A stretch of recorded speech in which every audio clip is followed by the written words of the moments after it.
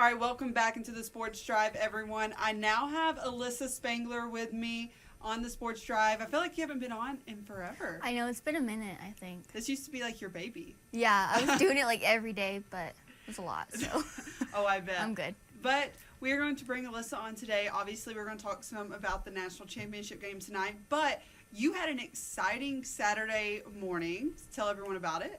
Okay, so last week we were watching football, and my dad was like, "Did you know Lincoln Riley and his brother are from Muleshoe?" And I didn't. I don't know if you knew that, but I definitely didn't know that. So I was just talking to Ruben here at work on Monday, and I was like, maybe I can get an interview with him. So I sent out an email, and then Friday I was just chilling here, and the director of the Mass Comms football program, she wrote me, and she's like, "Sure, how's tomorrow at 11? He's got 10 minutes." And I was like, whatever you got, whatever you got. So that was the most exciting thing ever. Like, I was jumping for joy. And then the next morning, just a fun little story. I was getting ready. I was at my apartment, and I got a call. And they're like, "Hey, Coach Riley's had a crazy morning. Can you do it right now?" While I was at my apartment. And I was like, "How about 10 minutes?" So I ran up here. I did the interview. It was so cool. He was so nice. And I got to talk to him about, obviously, him and his brother. I saw articles calling them some of the best minds in college football. I don't know.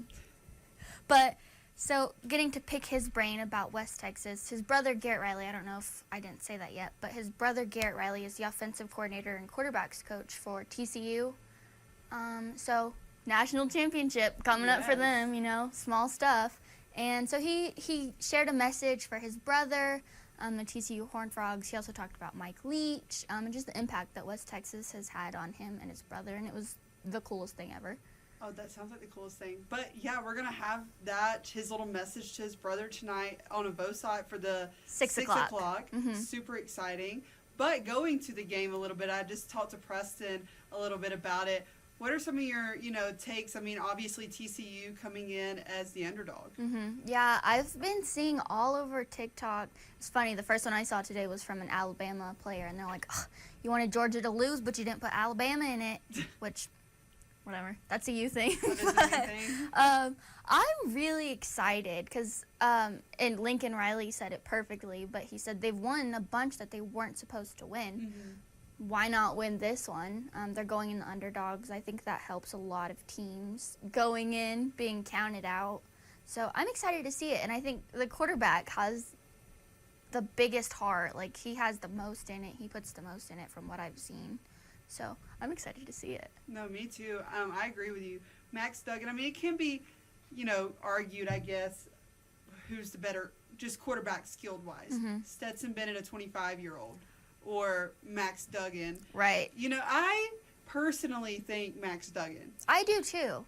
100%. And I think he's shown more heart. And I know in football, sometimes you're like, who cares? But in him, it's come down to moments where he has to drag the team across the finish line. So that's been a lot more for him. Another thing Lincoln Riley said that I had to talk about. He talked about the Heisman ceremony. And I don't know if you watched that, but Caleb Williams, he stood up there and he said, "I won the Heisman, but you all get to go to the playoffs." So I asked him about that because I thought that was really funny. So Max, I guess they were at the top two. Duggan and Caleb Williams were the top two. And I think he deserves the Heisman, but that's just a personal opinion. But he has the biggest heart for sure, and I think that'll pull it a long way, hopefully, in this game. I know I've been seeing, you kind of mentioned like TikTok videos. I've been seeing a bunch of TikToks of, I guess, famous people who do kind of like just funny sports commentating on TikTok, ask funny questions. Did you see the one about all the girls that are thirsting over him? No, I saw the one, though. It was like The Bachelor. Someone from The Bachelor was like, "Would you ever be on The Bachelor?" He goes, "I have a girlfriend right now." I don't think he meant to say it like that. I think he was like, "Right now I have a girlfriend." And everyone in the comments were like, right now, in quotation marks. And I was like, that is hilarious. But no, a lot of people, have been doing the fun, like, "Would you let Stetson Bennett date your sister?" And then, like, 4 of them said no and 2 were like, yeah, sure. But it's just funny to see, like, the personalities. Yeah, the one I saw was, what message do you have for all the girls that are thirsting over Max Duggan? And it was so funny because they were talking about their nicknames. They're like, oh, Thug and Duggan, you know? What am I going to tell him? And then they're like, he has a girlfriend. He's a girlfriend. He's a very loyal man. Leave him alone. And it was so funny. Yeah, but just getting to see their personalities. And also to mention, in this game, probably won't see them play, but former Tascosa Rebel Major Everhart and former Amarillo High Sandy Luke Laminack, the kicker, are both in California right now, Well, that's suited super up with TCU. So keep an eye out. I always love watching those games because you can always see them at the end with like their hats and their shirts and everything, and just seeing our guys on TV is super cool. I know, and then Avion Carter will be there next year. Next year.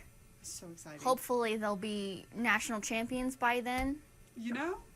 I mean, I was like reading a bunch of like articles and stuff, and they're like, you know, it could go either way. I mean, you could do a two-peat. Last time a two-peat was done was by my lovely Alabama Of course it was.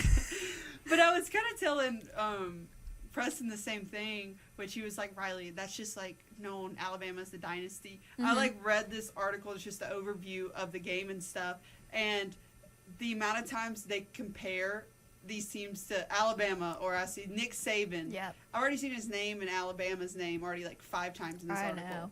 And I'm like, okay, I get it. Like, I'm an Alabama fan, don't get me wrong, but like, do you have to compare everything that a That's team... so funny that you're saying that. I know. I love like, I'm a big Alabama fan, but like, you know, these 2 teams made it, and then like the second paragraph's like, well, Alabama. I'm like, Yeah. give them a little bit of... I know. What game was it? It was the Purdue Big Ten championship game, and I was watching it, and then the halftime show was Nick Saban. And I was like, come on now. I mean, where do we draw the line? at the end, I guess it's just a moneymaker. Yeah, I mean, it is, and Yeah. I see it. And I remember being like, why did they do that? But then I was like, if I'm somebody like Riley, I'd probably enjoy it. So hearing you say that's kind of funny. I mean, yeah, I enjoy seeing Alabama, you know, being praised, obviously. But sometimes it's just like, okay, I just was wanting to read an article about what you thought. Right. Like, how TCU could win, or how Georgia, you know, could blow them out or keep it close, whatever. I just wanted to read that article about that, not, oh, well, Nick Saban. Saban says. I'm like, okay, sure, I whatever. have to know how much smack has your brother talked. Huh? Your brother? Yeah. He's a Georgia fan, right? Yeah. Oh, yeah. How much smack has he talked? So much. I mean, that's all. I mean, he went to the Ohio State game, and Oh wow. I know That was such a they were good there game. because it was in Atlanta. So they said it was like so crazy, just because right whenever he missed the field goal, it struck midnight, and so Yes, it was like I he saw kicked that. it in 22 and he missed it in 23. I saw that. And so he said right whenever he missed it on the Jumbotron, Happy New Year. So everyone started cheering. And I'm like, oh, I would hate to be that Ohio State kicker. What a moment. Like, what a moment for each team. Like, for one, you're starting off your year like that. But for the other one, you're starting out your year like that. I know, it's like, you know, whatever. Crazy moments for both teams, for sure. Yes. Both fans. Well, exciting to see, you know, kind of how this plays out for sure. If Georgia can go for the two-peat, or if TCU can pull up the upset. I said either way, I'm going to say go SEC, or whoa, the underdog won. So either way, I'm happy. It's fine. And getting to see TCU is good enough for me in a national Exactly. championship. It's huge for the Big 12, as Preston was saying. He said, you know, especially since Texas and OU are leaving the Big 12, having these teams kind of step up Right. is really big for the conference. For sure. And I've also come on here and talked about it before, but along with Texas Tech, I think TCU has the most area players, so getting to see them in a national championship, getting to see those kids is so exciting. It is. It really is. Well, Alyssa, super excited to see your little package. Well, Vosot for the 6 o'clock tonight. It'll be cool to see Lincoln Riley give the little message to his brother. Yes. All right. 6 o'clock. We'll be right back on the Sports Drive.